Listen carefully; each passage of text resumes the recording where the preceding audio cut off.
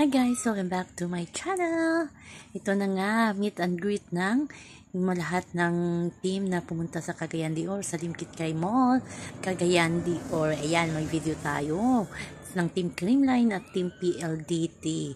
O, diba? Grabe talaga ang fans ng Creamline at PLDT. May meet and greet pa sila sa isang mall sa Cagayan de Oro. Yan, pakinggan yung mabuti ang video, ang sigawan ng mga fans ng Creamline at PLDT. Pero pinakamalakas talaga ang Creamline. Ang daming fans ng Creamline. Kahit saan sila pumunta, talagang dinudumog sila. O, diba? Iba talaga ang Team Creamline. So, yan lang po guys ang ating update sa ngayon. Ayan, nagdi-dinner sila ngayon at may palit show na naman. Naglalaway na si Risa Sato at si Alyssa Valdez. Hanggang sa muli. Bye-bye.